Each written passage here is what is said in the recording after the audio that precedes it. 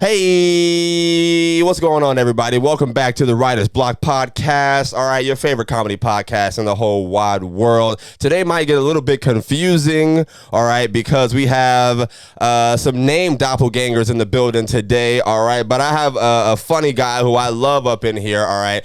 I came back to Jacksonville not too long ago. He's one of the first comedians to make me feel welcome in the scene. He was doing his thing. I love the way he introduces me on stage, so I got to make sure I give my guy some love and some introduction. So I'm gonna need the crowd to start going crazy right now. Go crazy right now. You hear him going crazy?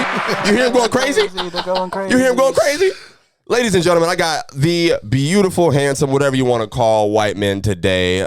Problematic, toxic, whatever. Mikey B in the building. What up, y'all? How's it going? Hey, Mikey B. How are you, buddy? Good. How you doing, man? I'm doing great. Thank you for coming to do my podcast. Dude, thanks for having me. Welcome to the Writer's Block, Mikey B. All right, so that's what I was saying today is going to get a little bit confusing because that's my Mikey over there. Yeah. That's my Mikey. Yeah, exactly. Damn, dude. The second Mikey goes single, he's also going gay. That's fucking cool as shit. All I'm saying is it's been a lot of years. Oh my God, bombs dropping early. Of me for a little while. If that means reparations. Like what needs to be done has to be done. It's just for February. You know what I mean? You got to get save there. it on my taxes. That'd be great, dude. You guys get married. Bobby gets reparations. You divorce him, and so technically a white man's still profiting off it.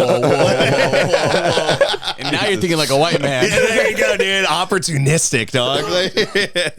Ladies and gentlemen, all right, Mikey B is here with me today, and we're going to talk some comedy. We got a great show for y'all today. As y'all been seeing, I've been making a lot of content, posting it. Me and Mikey have been out here trotting these streets. You remember that going downtown with me, Mikey? How was that experience? It's new for us, but how does it feel that I've been posting? Our YouTube short got 1,000 views.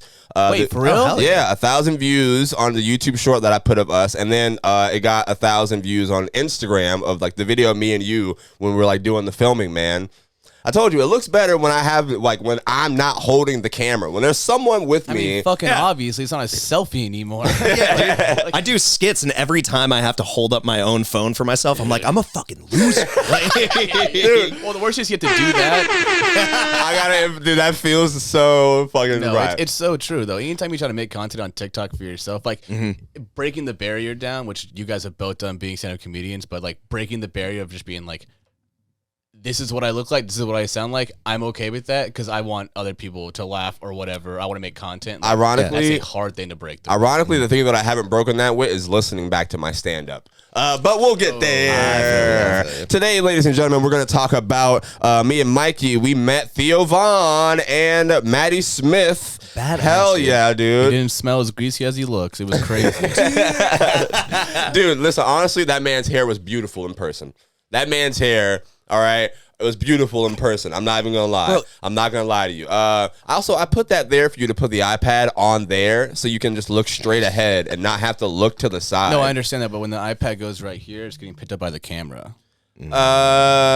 What? All right, what? Hey, It's cool. It's cool. It's cool. Whatever you want. this is my That's your section setup. of it. Yeah, That's you know your what I'm section. saying? All right, Let me my do what's co-producer. I'll let you co-produce. All right, ladies and gentlemen. We also so we're gonna talk about meeting Theo Von and Maddy Smith outside of them doing the Florida Theater. That was an incredible experience. I was very scared to meet him. I was like, because I go out and I pass flyers out after the show. So if you're listening to this podcast right now from one of the people who took a flyer, thank you. I love you so much. I hope you get the best sex of your life on Valentine's Day coming up, which is a high compliment for me because I don't support love, Mikey. Oh, fuck. You support love? I used to, yeah, sure. Oh, but you don't, not no more? Nah, well, I'm fine with it. Hey! It's all right. But yeah, so we're going to talk about that. We only have a few more episodes left in this studio. I found a little place. You guys been hearing me looking for some apartment shopping. Mikey tried to put me in a fucking Harry Potter closet for an overpriced number. But we're going to talk about the new studio coming soon. I'm really excited. We got... It was a mansion. Big Game Comedy Sunday night. I performed over at Goodfellas. All right, trying to make that a monthly show. So thank you guys for coming out. Those who did. Akaash Singh put out a special. We talked about that for the last couple of weeks on the pod. Bring back a poo. Did you watch it, Mikey B? Yeah, I watched it. You enjoyed it? It was solid, dude. It was solid. Yeah. I thought it was very funny, and I laughed after I laughed more the more times I watched it.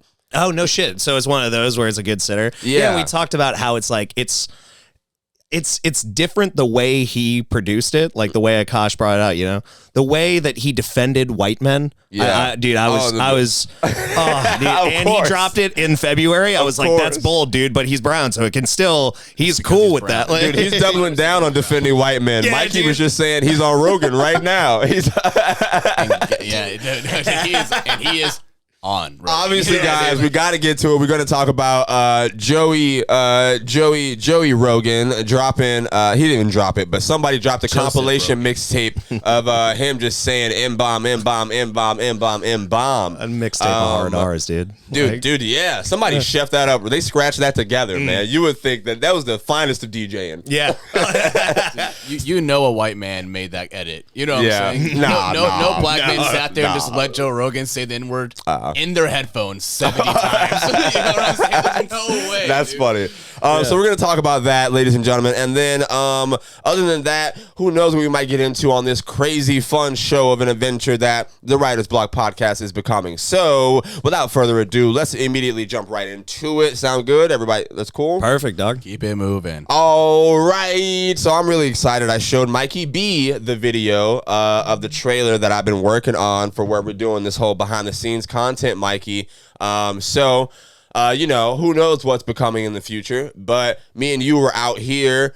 We met Theo Von outside the Florida Theater, and I got to be, have you met any famous comedians, like any actual like successful comedians who are like working right now, who are like, you know, bigger? Yeah. I met, who have you met? I met Big J. Big J Okerson? Comedy Zone. Yeah. Oh, hell yeah. Shout out to my partners over at the Comedy Zone. I'm glad that you brought that up. We might as well get it out of the way. Yeah, there you go. Great. So you go to shows at the Comedy Zone? That was the first one I had went to. I didn't know it was the middle of a Ramada. Yeah, well, that's only the one here. That's what makes it extra special. Yeah. You know, but shout out to the good people over at the Comedy Zone. There's a lot of funny shows coming up, especially in the month of February and March. So you guys make sure you go to thecomedyzone.com to get your tickets.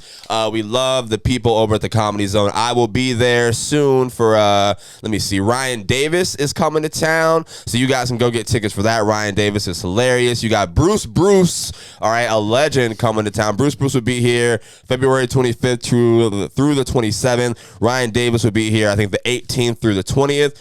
And a lot more good shows coming through the Comedy Zone. So, your first time at the Comedy Zone was seeing Big J Okerson. Tell me, were you like were you nervous at all? Were you like, was it weird? Because meeting Theo, you're gonna ask Mikey, bro. I went to talk to the opening acts, everyone else, and I was like, I don't really know if I should go up to him. You know what I mean? So did you have that feeling meeting someone? I did for a little bit, but because we already know the local comics, and Trevor Johnson, who's local and he's awesome, he opened up. Yeah, dude, he opened up for Big J. Hell yeah, and so man. they were hanging out, like drinking claws and fucking like crushing Marlboros and shit outside. Dude, that was a very white sentence. Yeah, dude, yeah, I know, right? Crushing claws and smoking down Marlboros, dog. It's like welcome to Nebraska, dog.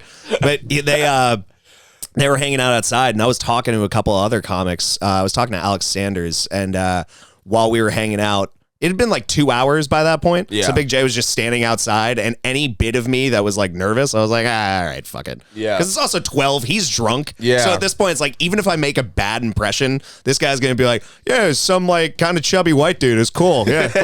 Did you tell him you were a comedian? Did you tell him you do comedy?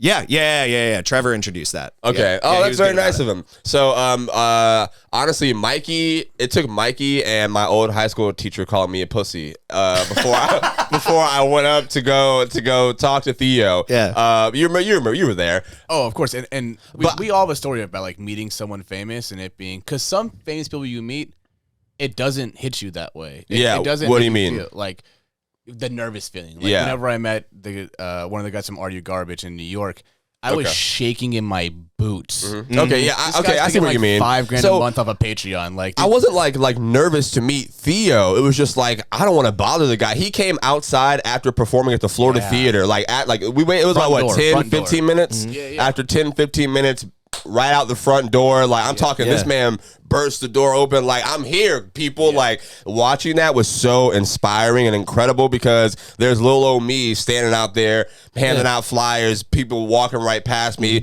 you know, some people taking them, some people showing some love, which was really great. But like, to see that a comedian at that level, I was more so like, yo, dog, he's out here reaping the benefits of what he sowed right now. You know, he's soaking up this moment with his fans. So I was looking at it in terms of like, what the fuck am I going to go say to this guy, interrupt his moment with his people when I'm just out here handing out flyers trying to get people to know who I am. He walked into the crowd too. Usually when they perform at the Florida Theater, their bus is on the side door of the theater. Yeah. People wait there and then they walk out, you know, say hi before they get into the bus and go.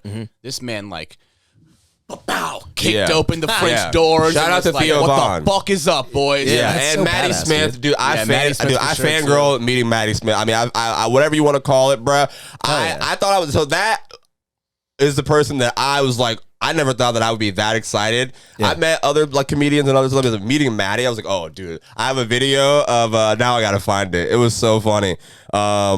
Literally, I here it is right here. Listen to this shit. I was like, all right, guys, the Maddy Smith. Hey. Oh my God, from Wildin' Out. We're wildin'. And funny. That Time of the Week podcast. Check it out. This is the greatest. At the end, dude, you got so nervous you cut yourself off, dude. At the end of that video, you can hear me go, "This is the greatest moment of my life." I'm gonna make. All right, don't worry, people. I'm gonna make sure that I put that video on screen. Could you write this down, Mikey? We're at 11. I mean, I'll put that video of us on screen, and that'll be the reel for this week. Hey, but yeah, it was great. It was a great experience, man. And again, like. But I did go up and talk to him. Yeah. After a while, you know, I waited for a little bit. He had his moment, dude. He was a very nice guy. I gave him a podcast flyer. He talked. He was like, "Oh, where do you do comedy?" Like in the brief, like 45, 50 seconds that he was standing right here, he talked to me, made me like feel like I was an actual person. Like I was like, yeah, man, I do comedy. I do like a podcast right here, like all this stuff. He took my podcast flyer. He was like, yeah, man. No shit. Well, you know, we're gonna be in these cities, these cities, these cities. Keep doing your thing, baby. Keep doing you. And then he took a pic. He took my phone, took some pictures with me. It was great. It was great. So I want to give big love. Shout out to Theo Von. That's what I want to get to, man. That's what I'm like. That's like what you work for. Yeah, you that's know? the dream for all of us. Like, yeah. So your ultimate, you want to be in theaters. You want to be doing. You want to take comedy to that level. 100%. Yeah. All right. So when did you know that you wanted to do comedy? And then we'll talk about your dream forming and like how you want it to go. When did you start? Yeah. Wait. Before that, I also want to shout out for Theo Von, that Crespo. Oh yes, dude, yes. Fucking my fucking mentor in Jacks, dude. Yeah, that guy. Marcus is a beast. Crespo, absolutely hilarious, man.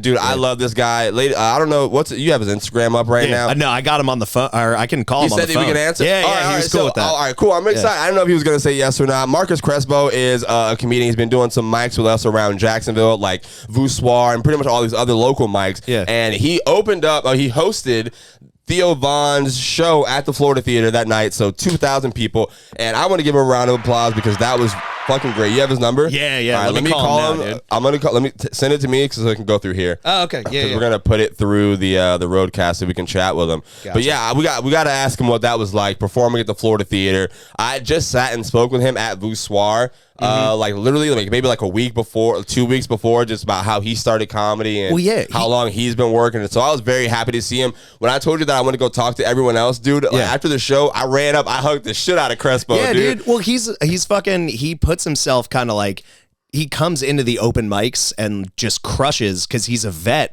But that's the thing, is he subjects himself to the same shit because he's like, that's the only way I'm going to get better too. Yeah. When I first came to Rain Dogs, dude, my first show at Rain Dogs, he literally was telling me, yeah, man, like, you know, people think that you just go out there and that's the practice. No, you got to come do these shows. Yeah. That's the work. And that show that we performed on, nobody was there. Yeah. Like, so like, but he went up there. Yeah, that was the blind guy show. And he literally went up there, like, still making the very few laugh. All right, I'm gonna give him a call right now. He's a vet. See if we can talk about his experience opening up for Theo. Let's see if we can get him on the line. You better answer me on the first call. It's Black History Month.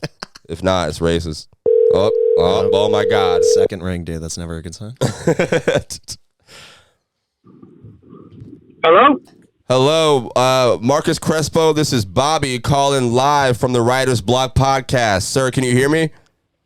I can totally hear you. What's up, man? All right, so don't say anything incriminating to you or me while we're on this phone call. All right, I don't know how many of your hookers you got listening to this right now. I don't know how many you got on the line, my brother. How are you feeling? How are you doing? You okay?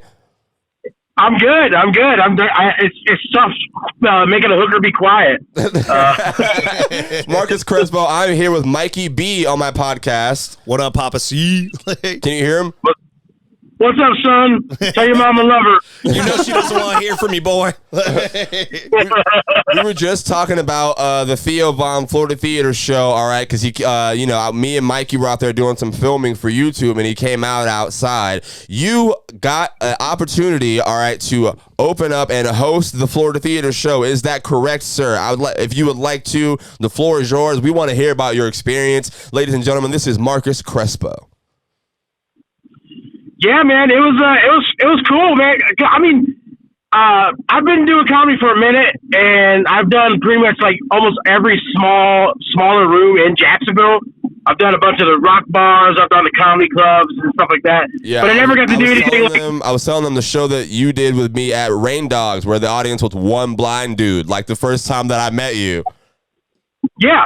I mean, and then honestly, that's how I cut my teeth in the most inopportune type of spots, you know.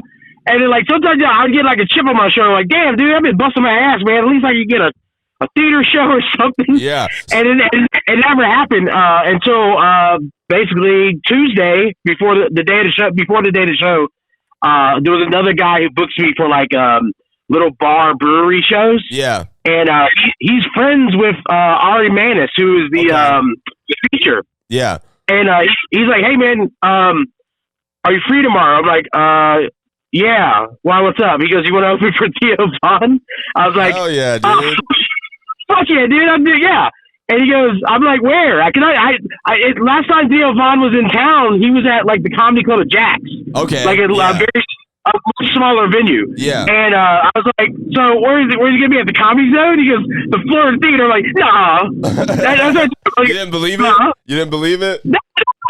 I didn't expect. I thought theater shows there were like way more. Because the last time someone, Jacksonville comic got to do a theater show at the Florida Theater, there was like this whole weeks long process and everything. Okay. It wasn't like last minute. Like, you're funny, get on stage, you know. All right, so let me ask you this, Marcus. All right, how did it? And then I'm gonna have Mikey ask questions if he has some also. What was that feeling like for you, bro? Like when you were up there on that stage, man. Like you know what it's like doing rooms where nobody's fucking there. What were you like feeling it, or were you thinking about yourself or your material in your head?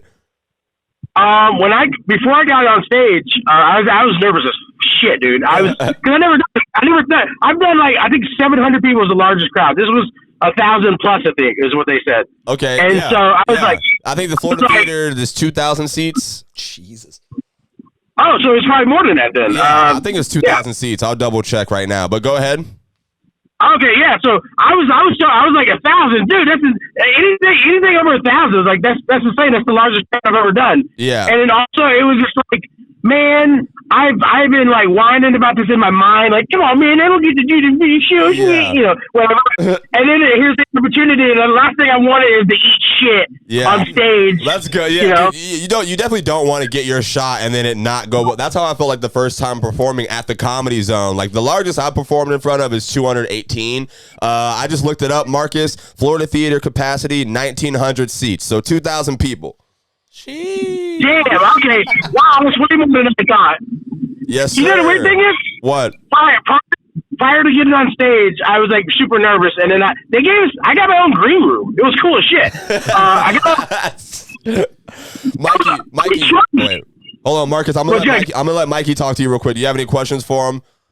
I just wanted to say, even though you left when I was young, I'm so proud of you and all the things you've accomplished, Papa. Other Mikey's got questions. All right, hold on, Marcus. So you don't get confused. My co-host, co-producer is also named Mikey, but he's Michael today. He wants to talk to you also. Hey, how you doing? Okay, what's up? I just want to ask. Did you had your own green room? Did you have your own writer, like, or where you can say, I want only Pink M&Ms. yeah, I only want. Can you hear him, Marcus? Did you hear that? Yeah, I heard him, but I'm just a regional nobody still, dude. I wasn't gonna try to push my luck. I'm not opening for Theo Von unless I got 3 steak sandwiches in the back. I need Aquafina, Fiji, in a bathtub tonight. What is cool though is they did have a fridge stocked with drinks and shit, and snacks. That's for me. For me. Oh, and the openers. Hell like yeah. Theo had his own. But go ahead. Yeah. Mike. So it was you, Ari Manis, Maddy Smith. Am I missing anybody else? No, that was it. And here's the weird thing is I felt kind of a little out of place though because those 3 traveled this whole Florida run together. Yeah. So wait. Yeah. So I was just like, what's that? You felt out of place. How? Well, because it's like one of those things where like they're travel partners, they're travel buddies, and I'm just this like local dude that got added to the show just for this stop, and then they're gonna move on to the next city.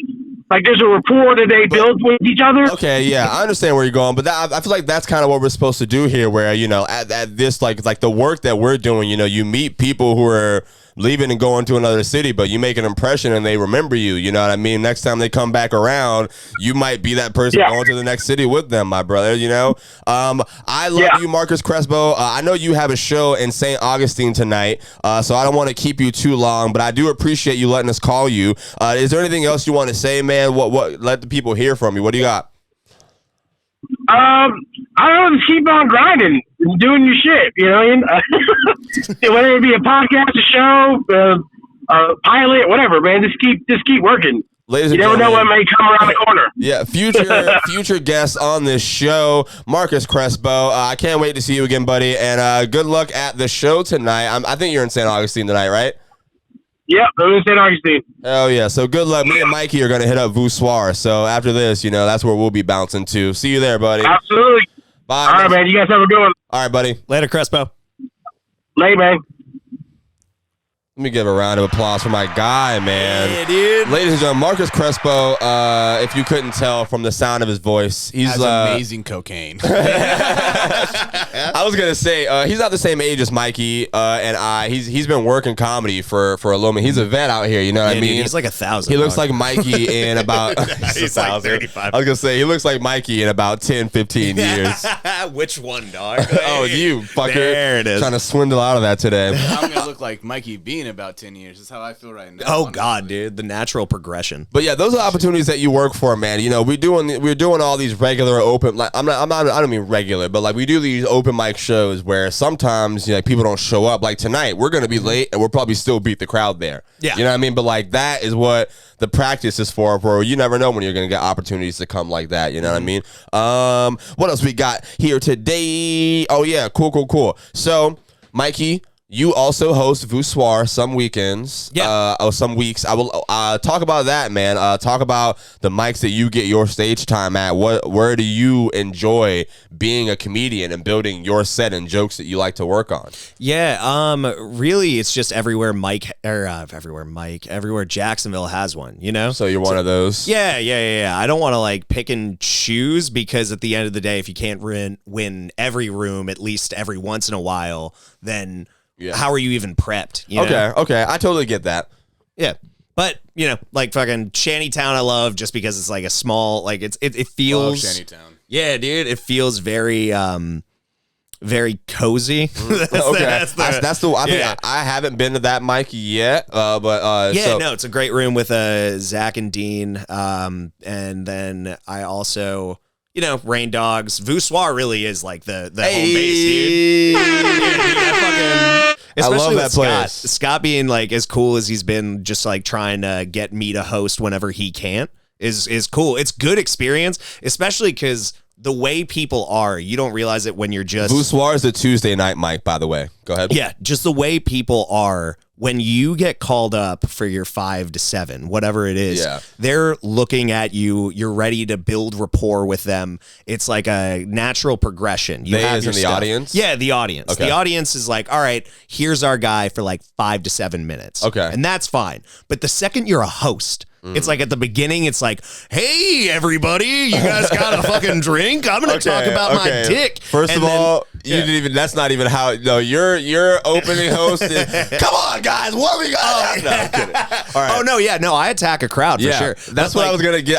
Your style of comedy, I would like to get there eventually, but hosting, go ahead. Yeah, no, that but feels different. But in between people, especially if you want to rattle off a joke, you have no time to establish rapport. So unless you're riffing off somebody right before you and then going into a bit, if you just go straight into a bit, like sometimes the audience will look at you like, the fuck are you doing? Like, you're wasting my time right now. Yeah, I've only ever been like a guest host. I've never like hosted a regularly like a regular mic just yet of my own. But I think I love like I was introduced to you that show at VooSwar Tuesday nights 8 o'clock or whenever a crowd shows up. Yeah, you know what literally I mean? whenever the crowd shows up. Literally when the crowd shows up. 8.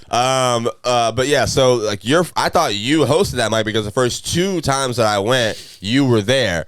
So when I saw Scott, I was like, "Who the fuck is this, Mike?" But yeah, so like I love watching you host. I love like the energy that you brought to the Mikey. Literally, like the crowd was so dead, and he literally was like, "All right, guys, this is a comedy show about to start. You fuckers want to just come to the front over here?" So he was like, "All right, come on." Yeah. Makes you feel so much better too. Literally, but listen, here's the difference. They listened to him. You know, like you can say that and an audience will just be like, we're good. But they literally left the bar in the back and went to go sit up front at those tables. And we had a great show that night. Thank God. It makes it better. People don't realize that. They're like, oh, well, they're just going to rattle off their jokes. The thing is that like with music, of course it needs people for like the energy of a concert, but comedy feeds off people. It doesn't like, you know what I mean? Yeah. I can't just be standing. It's like the comedian in the audience. We're like having sex. You know what I mean? Exactly. And when there's no people there, it's like we're just masturbating. You know? Exactly, dude. That's all you're fucking doing. That's so, a like,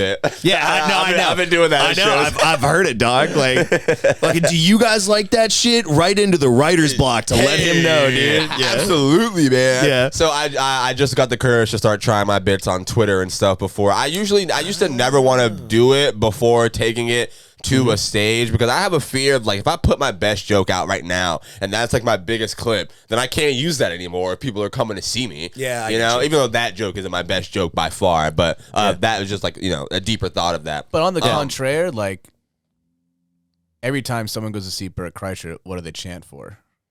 To him to take his shirt off. I don't know. No, the machine, dude.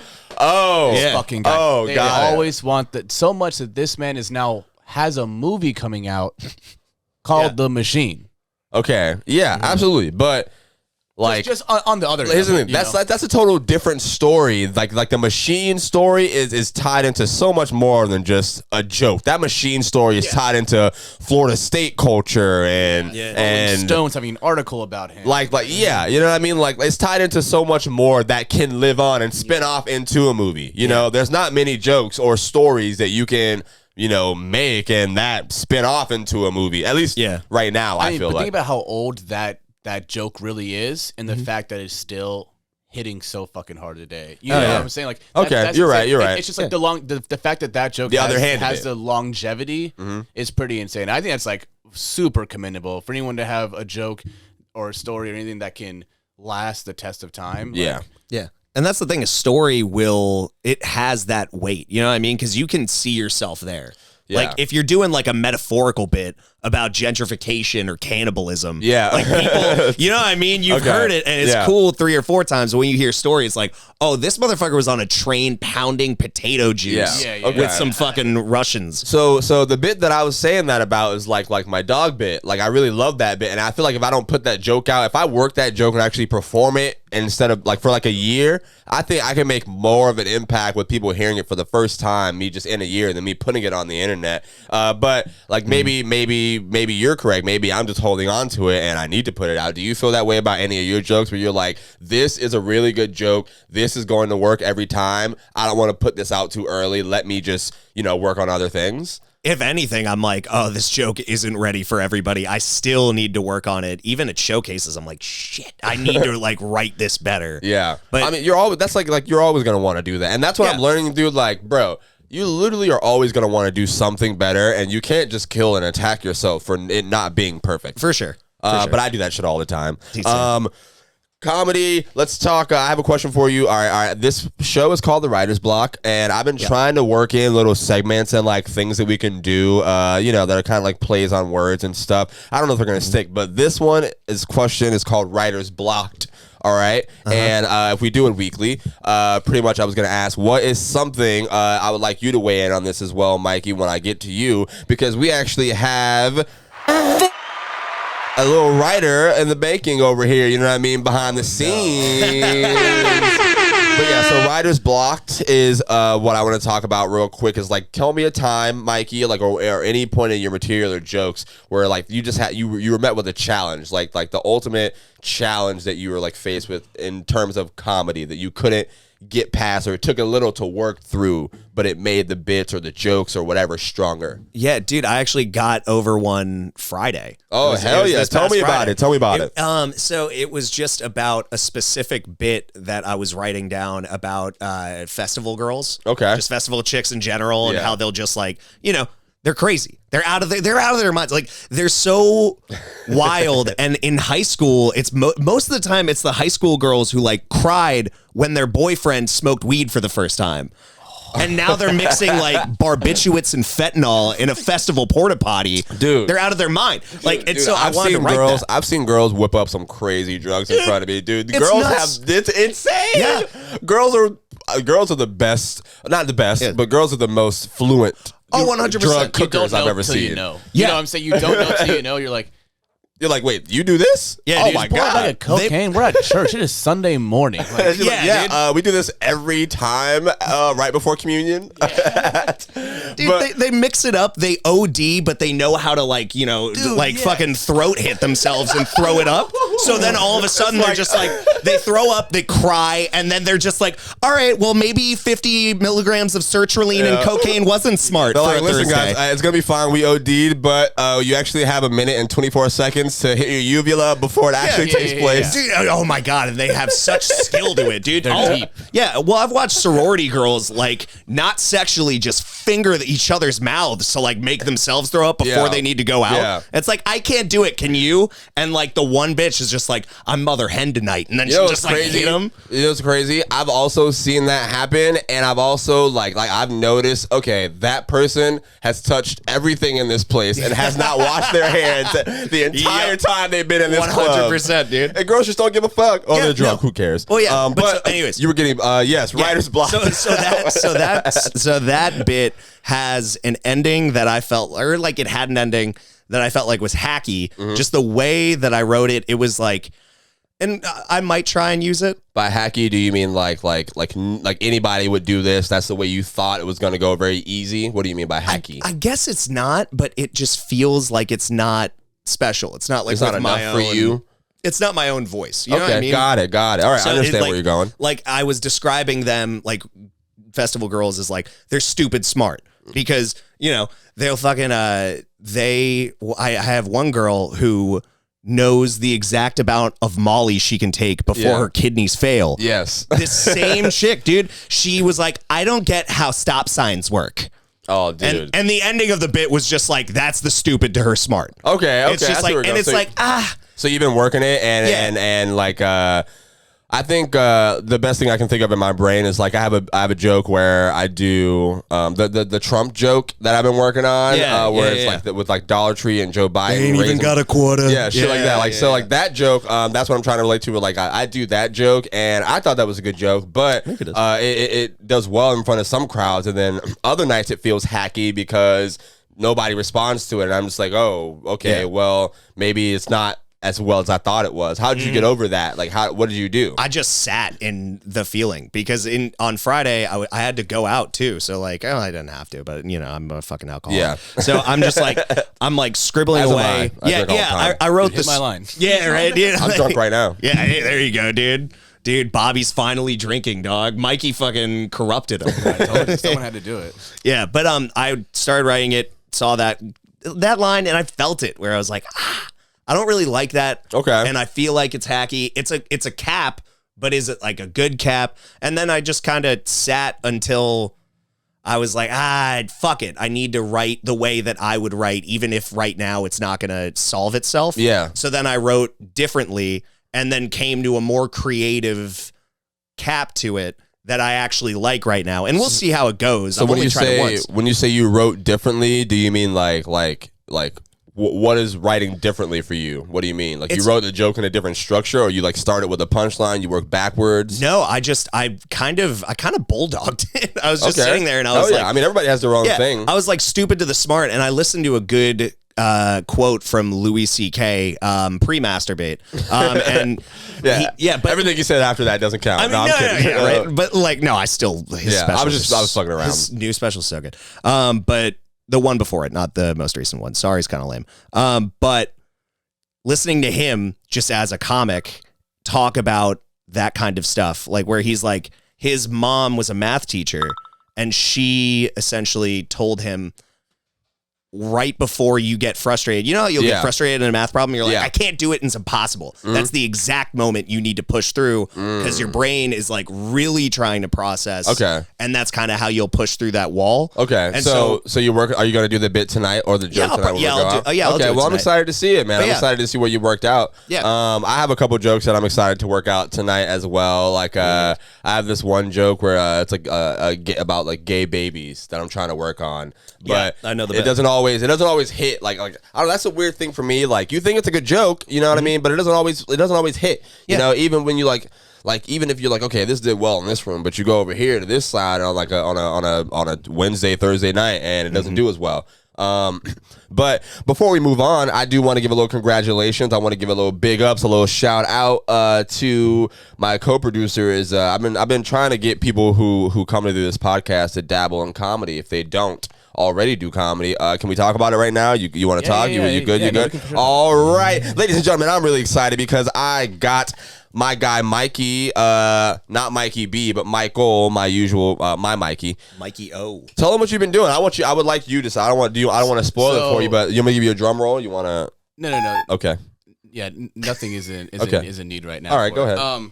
So basically, I've always thought about doing comedy. You know, when you guys have heard too, like, oh, you're funny, you should do comedy. Everyone likes to say. Are we on the wide? Yeah, we are now. All right. Cool. Everyone likes to say, like, oh, you should do comedy. You should do comedy. Well, then I watch comedians. I'm like, God damn, they're really fucking out here doing it. And then you hear about how many comedians fucking commit suicide. And then you hear about how when comedians get the most famous is when they're the most sad. It's like, the whole thing of comedian is a constant fight with yourself. I don't know. That's what it seems like. And so I've always been like, nah. He's talking that talk right now. He's talking that talk. Yo. He's talking that talk. It's putting that pressure on yourself is like really difficult. And so I've always been like, I don't want to dive into this and then just fucking kill myself. Okay, before he continues with the preface, I wanted you to just go out there and say congratulations. You should feel good though that Mikey started writing comedy. He actually started writing comedy, and he's working.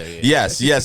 I'm really happy for you. I'm gonna give you a round of applause. Hey, I'm happy for you, buddy. I'm proud of you, and I'm excited to see whenever you do take that leap to put your name down on a list. What you were just saying right there, it's like dude, man, like that's not every comedian's story. Hold on. But if you not even most, because if you think about it like that, in terms of like, dude, how many people who aren't comedians that have committed fucking suicide because they were unhappy with their lives because they had a constant fight with themselves, like, you know what I mean? Like, you see me, and I'm a wreck all the time. I melt down on Twitter, and a lot of my jokes are fighting with who the fuck I am. You know what I mean? Like, hence maybe Bobby. But like for that, like it's not like that you're just fighting with yourself. It's like it's more of like a fun exploring yourself. You know what I mean? It's more of like that's how it feels whenever I did start like jotting things down or like. So you've been writing down some comedy ideas. Is there anything that you would like share your experience? You don't got to share your how did it feel I would love to write to share. You feel fucking stupid.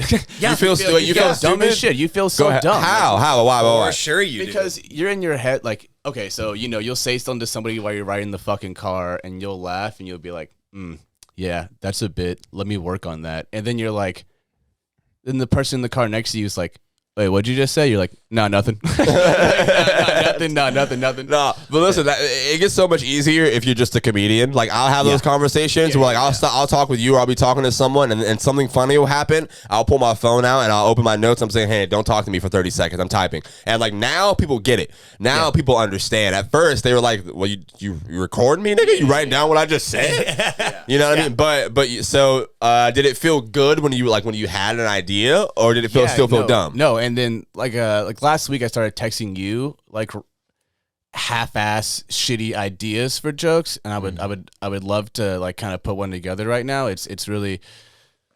Do you want to talk about one? Is that what you do? Oh, that's the floor is yours, my guy. Yeah, so it's, ladies and gentlemen, coming to the microphone stage. Whoa. Hey, how we doing? We got the greatest comedian. Okay, go ahead. Bobby Brown. No, I'm saying.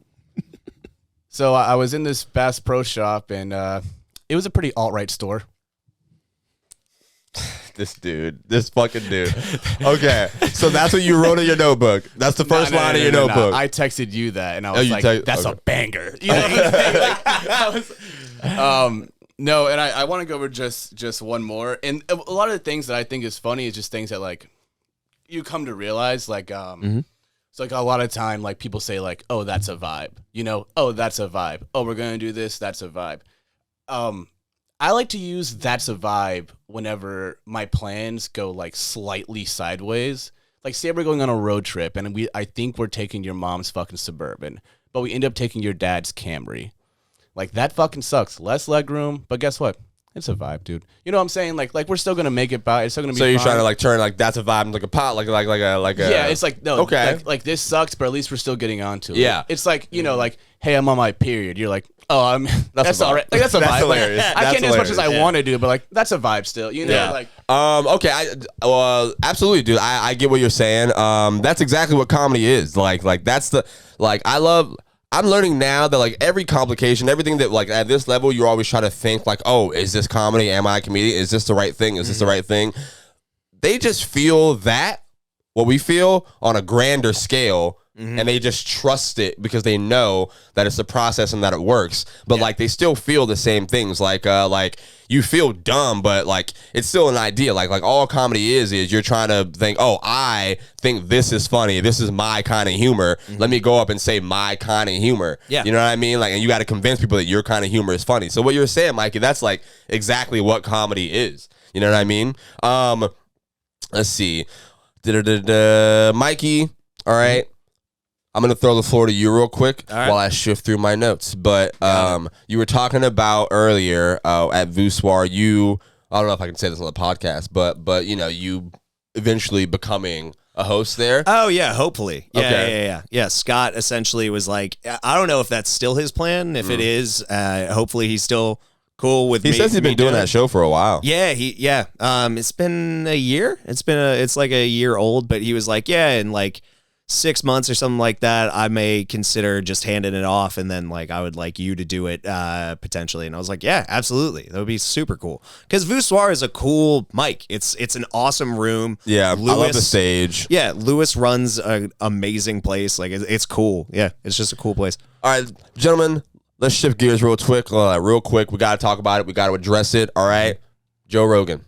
Have y'all been seeing these clips? Y'all been seeing everything that's going on? Dude, I stand by my white brother. You know, that's the funniest part to me, man. Ladies, in case you don't know, all right, Joe Rogan, first of all, this all started with him over at Spotify. He was talking about the vaccine stuff. Everyone's saying spreading misinformation, yada, yada, yada, silence this man, all this stuff that is becoming now. That didn't work. Spotify stood by their man, right? All right, couple weeks, like literally not even like a week later, not even a week, maybe a couple days later, compilation video comes out of just 12 years of podcasts, and I guess of just a compilation of nothing but N-word You can bombs. say it. Go ahead. Say it. I'm not gonna say it because you want me to say it. Look how you tries to take control. And come on now, Isn't it crazy? Listen. This bitch. Try to do me like that. Listen, well, if we're in here with two black people, Bobby's throwing words around. Don't feel listen, Okay, but listen, before you, our buddy Joe. No, had no, no no, problem no. saying it, so neither should you. No. Our buddy Joe. Here's the thing. The Mikey's buddy Joe. I was about to say the reason why white dudes defend him so much is what I understand now is that Joe Rogan is just Uncle Phil for white kids that grew up without dads. That's all he fucking is, dude. Like, that's hilarious. He taught me how to like. That's the clip. Yeah. That's the clip, ladies and gentlemen. Joe Rogan is a white Uncle Phil for Yeah, dude. Like for white kids that grew up without dads. He's like, he taught me about acid and about pyramids and shit. That's fucking great. Like, that's all Dude, it is. That's great. I think the funniest part of this whole thing for me, man, and this is a comedy show, man. If you're coming here for opinions, go somewhere else, whatever. The funniest part about this for me is like I get it, all right? I totally get it. Joe Rogan, he put out an apology video. He did all this stuff. Mm-hmm. It's harder to forgive Joe Rogan as a black person when you go to the comments because the people defending him are all people who look like they just say the word. Yeah, dude. Literally, I'm going to go read the first comments right now. Literally, everyone is just like, we stand in solidarity with you, brother. We've been saying that since 2000, and we're not going to stop now. Like, shit, like, it's so funny, man. It's so funny. But... oh man, like what do you think? What do you think? You have an opinion? Do you have a changed opinion on Joe Rogan because any of this came out? And I'm gonna ask you the same thing. What did you think of him before, number one? And what do you think of him now? Go ahead, Mikey B. So I don't, my opinion didn't change because I knew that he said the N-word like Yes. so many times. Yes. If you listen to old Opie and Anthony clips, all it is two white stupid ass hosts just shouting it, and then Joe Rogan thinking, well, they're doing it, and then he'll just throw it around too. You know what I mean? Patrice is on the show now. Yeah, Patrice is on the show. Louis C.K. said it, but the difference is that Louis C.K. has an artistry in the way that he had approached that word initially, and he's a minority. He's a ginger. Yeah, he's a ginger Mexican technically. Yeah, I would say that, and also in the matter of just like I think like I saw his video explaining like the compilation video was just back to back to back to back to back. Yeah. But when you explain, when he was like, oh no, I was talking about a Richard Pryor bit, or like seeing like the old clips, because these are from 12, 13 years ago. Yeah. Where it's like, oh, he's actually talking about Richard Pryor putting out a comedy album. Yeah. With the word nigger. Like that's the name of the comedy album. Like stuff like that. So that before then I did not, which I will say I never listened to Rogan stand up much before previously, you know what I mean? But I definitely don't have a difference of opinion after these came out, because it just felt too targeted, man. It felt like they were trying to weaponize that word for me to not fuck with him. I get what you know what I mean? Yeah. Like that's how it felt to me. So you're an ally. I'm an ally to white people. Oh, dude, I love white people. I love white people. And also, I think like the reason I can't even clown the people defending Joe Rogan and like in the comments for this stuff is we gotta be, at some point we gotta be honest, man. Like white people are the majority in this country. All right, there's more of them than there is of us. All right, if like so watch yourself. You're the biggest. Hold on, you're the biggest white person in the world. Obviously, most of your fan base is gonna look just like you. You know what I mean? So that's why I give it a pass, because I'm like, who do you think are in? Who do y'all want to cancel Joe Rogan? It's a bunch of dads with Oakleys in their Ford F-150 just taking fucking selfies for their profile pic. We've all seen that. We've all seen that the Trump voter compilation. Dude. Yeah. I'm about to be in that compilation if he runs again. Come on, Big T. Holy shit. You a Trumpy? You a Trumpsty? I might become one. Oh, interesting. I didn't know. I only got one stimulus, and it was from Big T. Biden lied to me. That's so true. Him and Kamala took my vote and ran away. Man, I should have gave it to Kanye. Well, yeah, they're fucking. I mean, they're. If I knew how much he would have had going on. And you just mispronounced her name. I did it on purpose. That Tucker Carlson got ripped apart for it. Like, to be fair, he's a trust fund boy. There are other things you should give. She's also never going to listen to this. She probably watches their show all the time. Nah, she's watching this show right now. You think you brought up her name? Busted open. No, I'm kidding. Whoa. I'm talking about the chains. But I mean, go Bust ahead. the chains open. You know? Yeah. Free our people. Free my people from behind the wall while they cheer me on. Let me get a UBI. Bust the chains from your loins. Final thoughts on Joe Rogan and this whole debacle. Do you guys want to, like, I don't have a changed opinion. I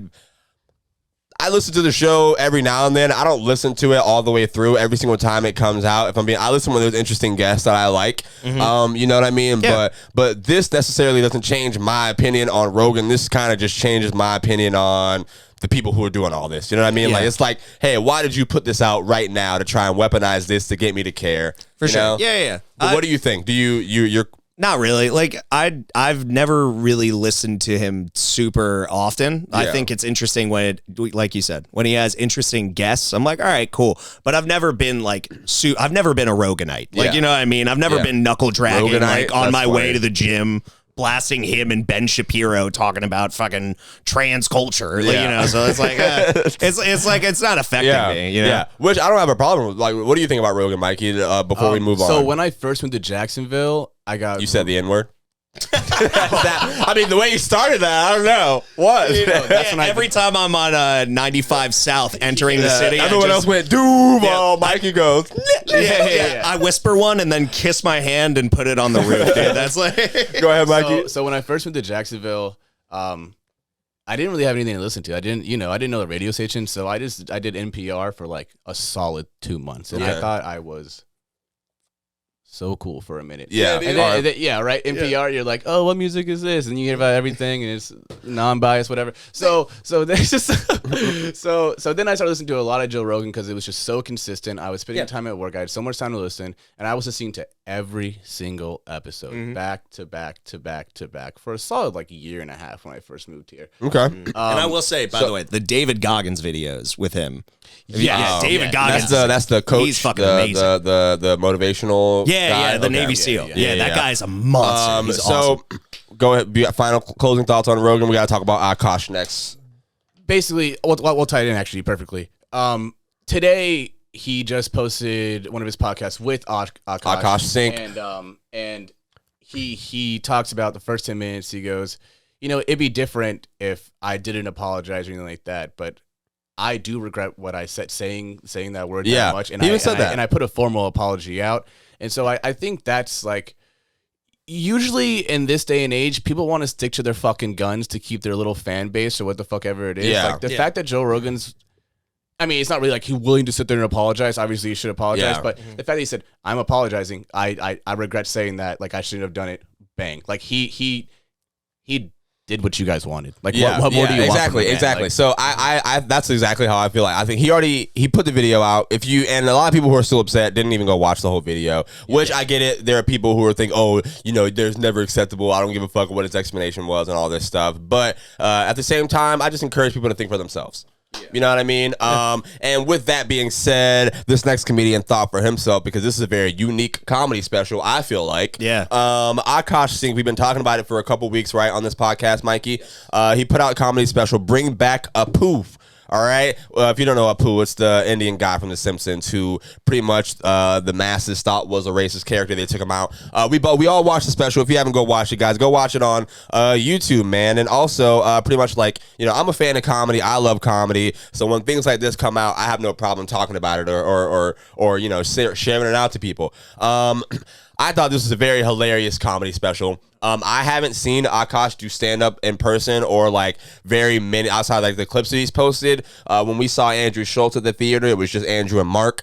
But listen, man, this was hilarious. What did you guys think? Yeah, it was great, dude. Yeah. He fucking crushed. Did you listen to it, Mikey? Yeah. I listened Michael? to half, and then I listened to the rest of it like last night. Okay. On the way back. So pretty much like where do we are we allowed to give away? I'm not gonna give it. It's already on the internet. Anyway, my favorite bit of this, you guys should go watch it. But like I loved. He talked a lot about race and like jokes about pretty much just race. And he had a couple. What was the Me Too movement jokes? You know what I mean? So which lets me know that he's been working. I just remember which that lets is me a know very funny joke. Yeah. Which lets me know that he's been actually working. He must have been working these for years because of that. Like unless that's just fresh on his mind right now. You know what I mean? But he's an Indian comedian. He brought a special take to all these things, and he was talking about like changing the Washington Redskins name and how he was like, listen, man, if you really care about Native Americans, you should make it more racist. It's not offensive enough. You know what I mean? You got to make it more racist as a reminder. I thought that was hilarious. And fucking just like racist sports names. The Portland Trail of Tier Blazers. That was funny as shit, dude. So, but like, these are the kinds of specials that I love when they come out because, you know, these are the people I feel like in comedy where, you know, you can learn a lot from. Like, I in my position and what I'm doing right now, all the way in Florida while they're in New York, and this was the New York Comedy Club. I feel like I learned a lot just from watching these and keeping up to date with these and listening to how they structure jokes and how they put their things together. Do you feel like you learn from people when you watch these? Yeah. Are you planning your special in your head when you see other specials, or is that just me?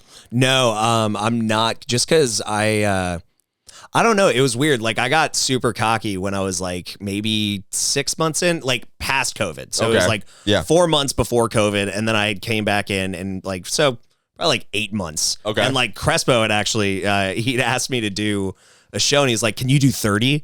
And I was like, fuck yeah, I can do 30, dude. Easy. Like, because I didn't realize. The classic make the 5 stretch into 30. Yeah, well, no, 30 is smurdy. Yeah, I really thought I could, though, because I have a lot written down, like every comic. But I was like, yeah, no, I think it's solid. And then I'm starting to learn more about, like, how much quality I really want. Yes. Like, you know what I mean? So, like, I don't know. I know what bits that I'm passionate about, so those probably would make it like whenever I can do something like that. Yeah, and this is only 20 minutes, by the way. You're saying 30, but so you don't watch these and ever think about what you could do, you know, or like things that you could try?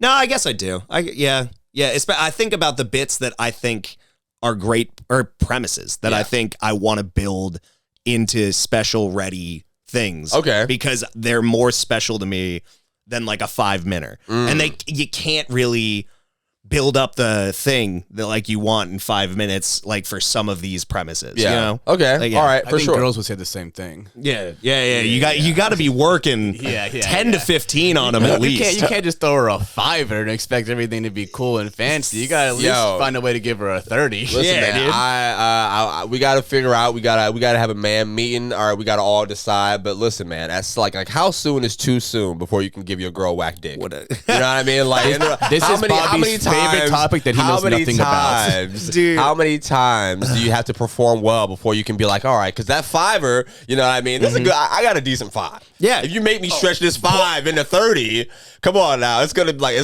little flaccid 30. I mean 25. I don't know. Nothing wrong with the break. That's the thing. A lot of people want to sit and be like, oh, I went soft. The girl's like, oh, I'm really upset about that, blah, blah, bullshit.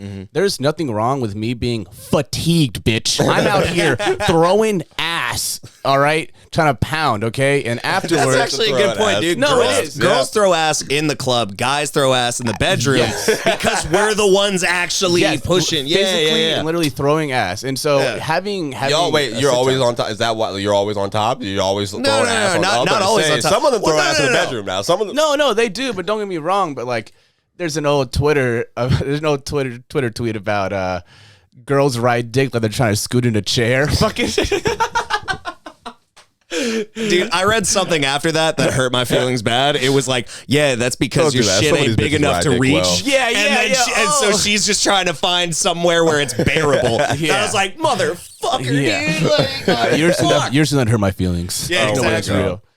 I do that all the time. Oh wait, you had something to say? What, you scoot on top of the dick like you're trying to scoot in a chair, dude? Like, I look at specials all the time, and I try to think about what I could do different in mine. You know, how I can shoot mine a different way, man. Like, you know, what kind of camera angles I can get, what I can weave together. Oh, like so your little art piece. I'm thinking about the writing portion. I'm not even thinking about because the content and the writing is I don't ever know. So that is something I'm never going to compare because it always has to be from you. It has to be original. You can't think of that. I'm never listening to the writing and the content thinking, okay, what do I want to do for mine since they said this? I'm looking at the visual aesthetics and everything else around it because, you know, like the writing portion, you can't replicate that. If it's good, it's going to come from you and what you did already. But you can look at these and see how, he put 3 different sets of a special together. I don't know how many nights he performed these out, but this isn't the same crowd, all 3 parts of this. You guys noticed that, right? Yeah. All right, yeah. So it was the second his sweatshirt changed. Yeah, exactly, yeah. Whoa. Stuff like that. And how outfit changes and everything. how typically specials have been like, you know, a whole hour as opposed to or 30 minutes. This is a 20-minute and 18-second special. You know what I mean? Like that's the stuff that I mean paying attention to where you can still call it a special no matter how long it is. That's what that taught me. You know, you can still call it, you know, it can still be special. It can still be a full rollout of whatever it is, but it doesn't have to be this great lengthy thing. You know what I mean? So that's what I was looking at in terms of what I was asking you. Do you look at things that you can take away for sure when you watch other stuff like that? Yeah, definitely. Then 100%. I like the way that Homeless Pimp shot Shane Gillis's special in Austin. Yeah, is great. So Shane Gillis is funny, by the way. I think Shane Gillis is pretty funny. Yeah. 100%. Let's see what else we got before we get out of here. 30 minutes until VooSwar. What's up, Mike? At the end of the Akaash Singh special, I don't know if you really let the whole thing right out through. I was about to park car, so I did. He goes on like this little mini tangent. Yeah, I saw. This mini tangent of being like, you didn't do shit. Your parents, like, you know, he's talking he's an to immigrant, talking to everyone, immigrants, and just being like, you haven't done anything, you don't deserve shit, and your parents worked so fucking hard so you can have the much better opportunity than they ever did. Obviously, nothing that me and Mikey can ever fucking relate to, but in the sense of like, he put his position out there of like. And he's proving it every day. Yeah, because he works hard.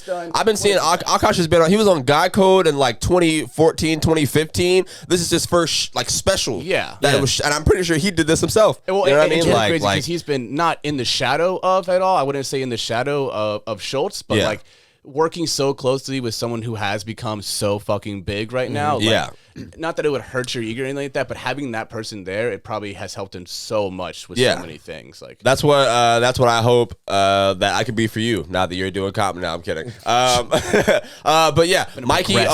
Before we completely bounce out of this, do you have any plans to take your notebook and your new writings onto the stage? I'm closing the Akaash situation, by the way. You guys go check out that special. It was very hilarious. Back to comics who are out here trying to make it. Mikey B, and but yeah, do you have anything in that notebook that you are or date that you're gonna go try it out, or you just have it in the book right now? So I've always wanted to try comedy out, and so this is like, obviously you've read what I have. It's very, what do you guys call it? Like when it's just, I guess, a small idea on a paper. It's an idea. Yeah, it's just a premise. So that's really all I have. Like nothing surrounding it. I know, like, I know how I want things to go, and I know how I would want to deliver them in a sense, and it's in a very like casual manner.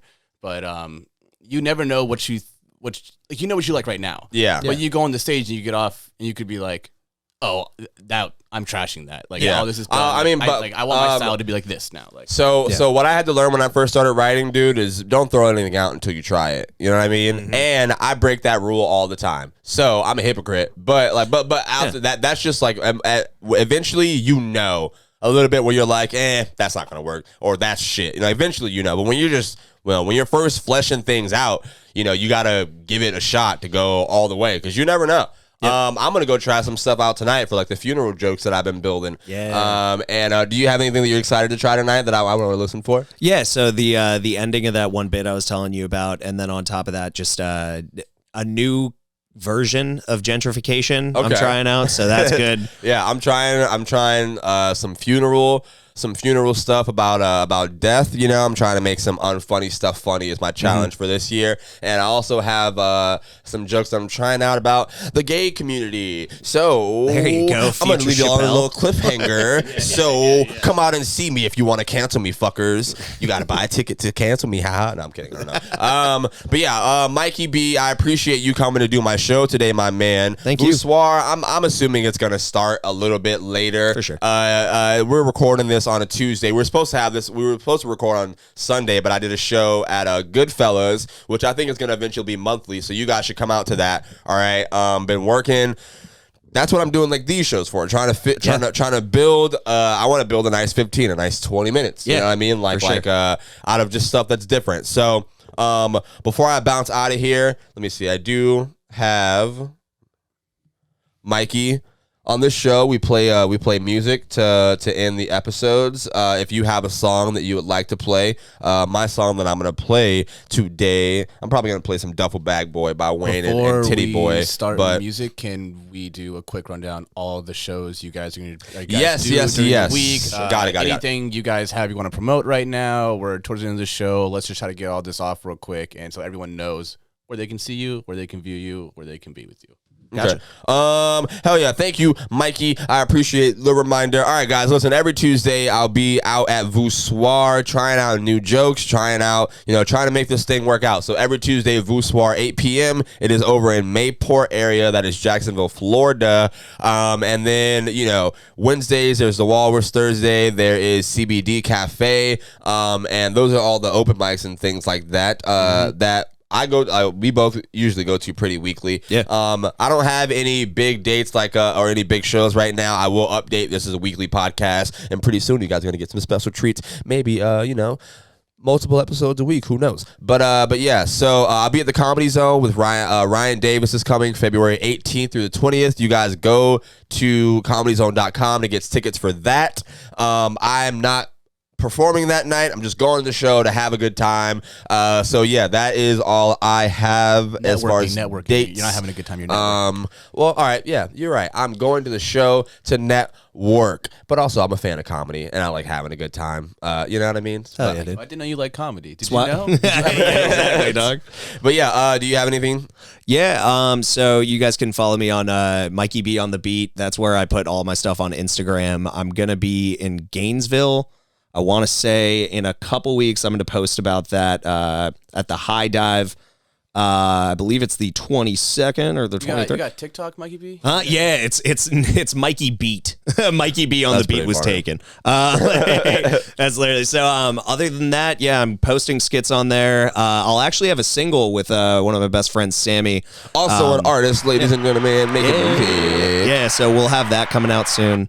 And then I might be having a podcast coming out soon. Hey, yeah. Listen, man, I'm always big into encouraging people to get content out there. I was just having a conversation with you earlier about that's why I left Tallahassee. Yeah, like, you know what I mean? Like, there wasn't enough comedians also making content that I felt like I related to and could have a conversation with. Yeah, so I'm glad I found you because like you also edit your videos. Like like when you texted me about the problem that you were having, and you were like, I don't know what the fuck's going on with this audio. Yeah, I literally went, dude, that happens to me all the time. You never know what the things like you do the same order, the exact same thing, and sometimes something just won't. Work. And something will shit itself. And that's so usual on a free video editing app. Dude, bullshit. Exactly. Yeah. But we're out here. We're trying to make it, man. We're trying to make it. So, ladies and gentlemen, I'm hoping Mikey B will come back on this podcast, pretty much more often. I love sitting down and talking with this guy. Same to you, man. Follow him on Instagram, Mikey B on the Beat. Mikey Beat on TikTok. Mikey Beat on TikTok, Mikey Beat on TikTok. Help me out. The algorithm hates me because I don't have my pronouns in the fucking bio, dude. That's pretty funny. I can change for that. That's pretty funny. You just go ahead and throw your they them up there, my man, or my van. I don't know which one to go to. There.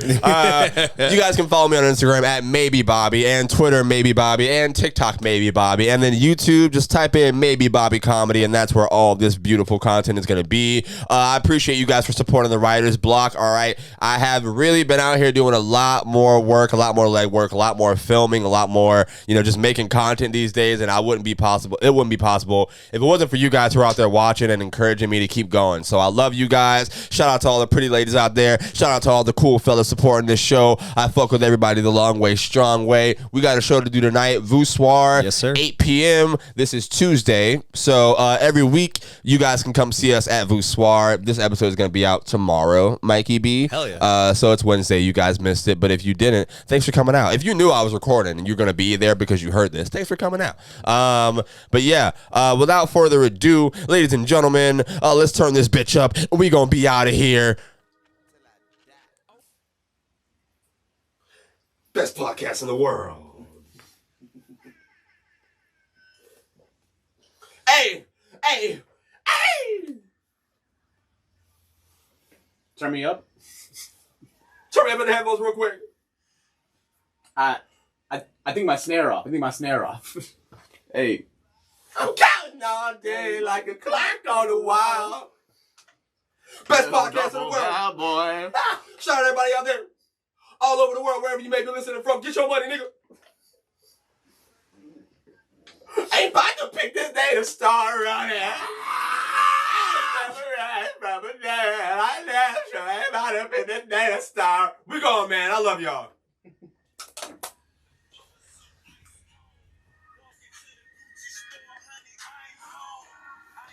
And we are clear, fellas. Hell yeah. Heck Thank you yeah. guys, dude. I Mikey appreciate B, you having you were me, a great dude. guest, dude. Thanks, man. No, that was a lot of fun. that was a fantastic episode.